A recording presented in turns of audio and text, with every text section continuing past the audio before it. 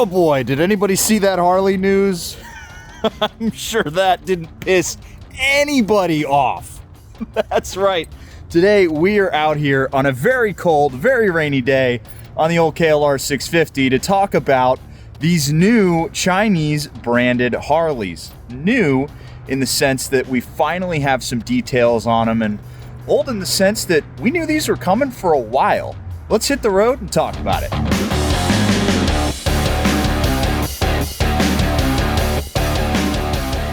Okie dokie pokies, so what the heck am I talking about? And why the heck am I out here on the KLR 650 when I have the Lowrider ST at home? Well, first of all, look at all this out here. It's a lovely day, and I did not really want to take the Harley out, especially with its exposed intake in the weather. And old Toph here, she'll take anything you throw at her.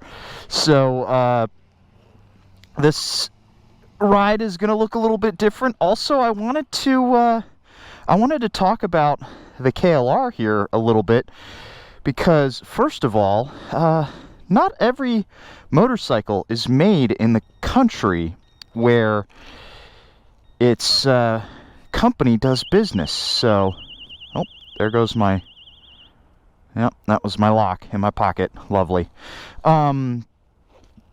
The KLR 650, not everything on this motorcycle is made in Japan. Not everything on your R1 or on your Ducati or on your Harley is made in the country of origin. So, with that out of the way, we're going to be talking about these new Chinese bikes that Harley has badged. So, as usual with this news stuff, we are going to start out with the facts. So, back in 2019, Harley announced, or rather news broke, that Harley was going to be badging motorcycles in China. And these are going to be little baby parallel twins that may or may not see the light of day in another country. They're basically going to start in China and then going to see where that goes. At least that's my understanding. Holy cow, look at all that traffic. I am going to go ahead and skip all this because I'm going to get on the twisty road. Don't do this at home, kids. I'm a professional. Nothing to see here, people. Everything I'm doing is perfectly legal, perfectly above board, not to worry. What does it mean to brand or to badge a bike? Well, first of all, it means that the motorcycle is not made by the company who's putting their badge on it. Essentially what they're doing is they're taking a pre-existing platform, they're modifying it a little bit, and then they're putting their nameplates on it. And that's exactly what we're seeing with these new Harley-Davidsons. So, we knew this was coming back in 2019, and now we officially finally have some details. Originally, there were supposed to be two bikes, I believe, or maybe it was one bike that was supposed to be around about 400 cc's. And its concept actually looked really cool. We covered this back on the Yamcast many moons ago. But I actually really liked the look of the bike. And I was like, you know, if they brought that here, I bet you'd sell like hotcakes. Because it was this flat track inspired. It had this cool neo-retro look to it. And neo-retro's all the flair right now. It made a lot of sense in the market for Harley to add something like this to their repertoire because they don't have anything like that here. Now we've got the details. So there are actually two motorcycles that we're getting. One is it's a little bit over 350 cc's. All the information is going to be on screen here, but it is the X350 or 350X. And it is based on these old flat track style Harley motorcycles from the 70s. The XR 750 and the XR 1200. It's very reminiscent of those styles, and even the XG 758, a street rod. It's got that kind of aggressive flat track look to it, and I think it's kind of cool, honestly. It's going to be making about 39 horsepower, which isn't great.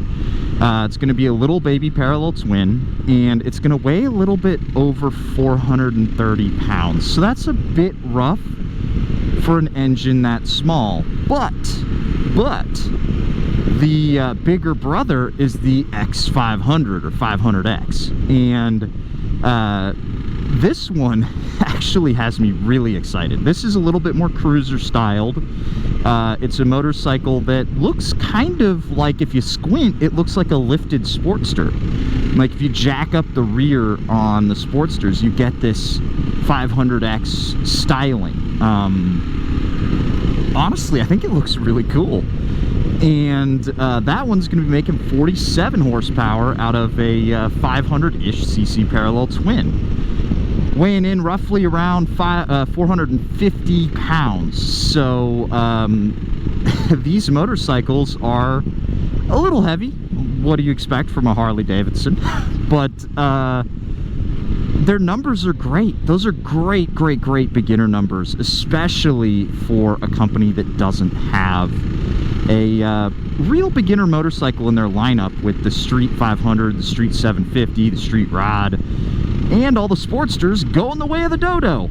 These bikes, they're actually Benelli's. They're Benelli motorcycles made by QJ Motors. And I've actually ridden the Leoncino 500 Trail, the bike that the X500 is based on. And I gotta say, it's a nice little bike. So, let's talk a little bit about what people are concerned about. Now, obviously, the biggest concern is, oh, Harley-Davidson's watering down their motorcycles, and these engines are going to be garbage because they're made in China, and everything that I get from Amazon that's made in China is garbage. Yeah, not necessarily. You know who else has been riding these Chinese motors and probably not knowing it? KTM owners. Your KTM, if you're on a parallel twin, chances are built in China. KTM has licensed their P-twin engines and even their Super Duke engine, the 1301 V-twin, to Chinese companies to build them and put them in their motorcycles, as well as make them for Big Orange. Now, to address the reliability issue, a parallel twin is second only to the single in the most reliable engines out there. You really have to work to tank a parallel twin engine. They're very reliable. Now, some of the parts, they may not be up to your Harley standards if you're coming off of something like a Softail or even a Sportster. They're not going to have that heavy metal feel, and heavy metal not being like, you know, headbanging heavy metal, but heavy metal in the sense that everything on it is made of metal and is very heavy. These are going to have some plastic on them, and they may not feel as great as the clusters that you're used to, but they're going to feel up to snuff with just about any other Japanese motorcycle out there, and that's the point that I want to drive home here. These motorcycles are not meant to compete with your Harley-Davidson. That's not what they're meant to do. What these are meant to do is they're meant to offer an entryway into a brand, especially in China, where it's extraordinarily expensive to buy a full-line Harley-Davidson. And whether or not you like it, China is one of the biggest markets in the world. They're just bar none one of the biggest markets. You know who's one of the second biggest markets? India. If this works in China, guarantee you these motorcycles will end up in India, 100%. The question then remains, will they come to the States? Now, I'm not so sure about that.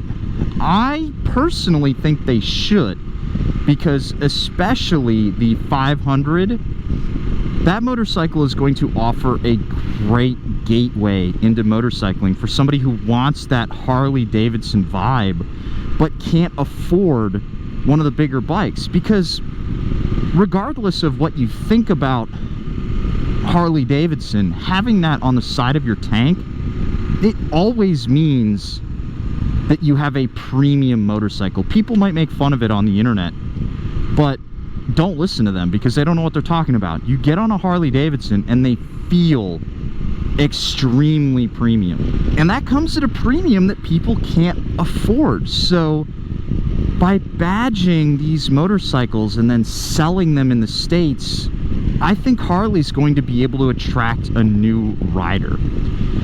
And this is where I need to sit and say something to the die-hard Harley audience out there.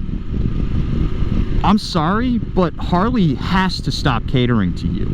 You are, unfortunately, one of the reasons why Harley-Davidson is held back. I know you love Harley, and I love Harley too. I'm probably part of the problem because I was sitting here moaning and bitching about how the Sportster was gone and how sad it made me, because it did make me sad. It was the end of an era. But I realized that some stuff has to be given up for the company to succeed and to draw in that new audience, because here's the unfortunate reality. The Harley-Davidson customer base is dying. They're just not buying bikes anymore.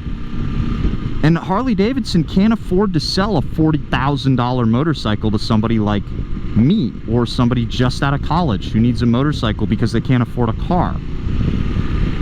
That doesn't make sense for that buyer, so they need to go get something else.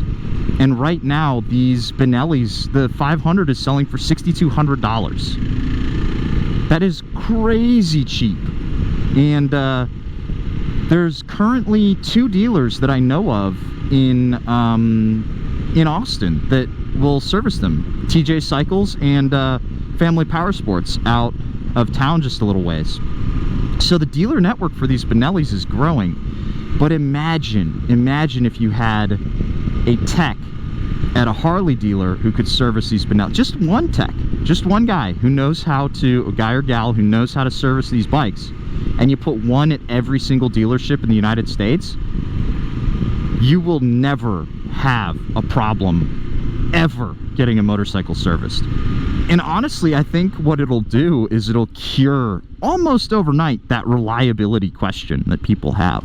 I don't know. I think that selling these in the States could open the door for Harley to start making bikes that we really want to see from them, like the Bronx. Like, imagine this. You walk into a Harley-Davidson dealer, and yeah, you still have your big, you have your XLs. The old XLs are sitting there because there's a billion of them in the used market. Then you have your FXs, and then you've got your touring frame Harleys. And they're, you know, taking up most of the floor. But then you also have, maybe it starts small at first, but off to the left, you see the Pan America, you see the new Sportster, and you see the Bronx 975, and this 500cc parallel twin, and just a couple of different motorcycles. And instead of walking over to the cruiser section, you walk over to the other side, and you're like, well, let's check out these motorcycles. And then you slowly grow that interest and that joie de vivre that some of the motorcycles in Harley-Davidson's lineup are lacking. People don't get excited about another V-twin that's just a few cubes bigger anymore. Well, guys, that is going to wrap up my thoughts on this. I am going to go home and get warm, edit this thing up so that you guys can watch it. This is the closest I've ever been to not having a video go live. I'm literally filming this the afternoon before this video is meant to go live, so less than a 24-hour turnaround. But this news is fresh, and I wanted to get on top of it really early on. Let me know your thoughts down below. Are you interested in checking out one of these bikes? Do you think that Harley making moves like this makes sense? give me your thoughts. There's a lot to talk about here. And if you're one of those older Harley riders that recognizes that, you know, that you probably haven't bought a bike from Harley in a while, but you've been riding your Harley for a while, let me know what you think, because you are one of the loudest voices that Harley listens to. And I really do want to hear what people think about this. In the meantime, guys, I will catch you in the next one. See you later.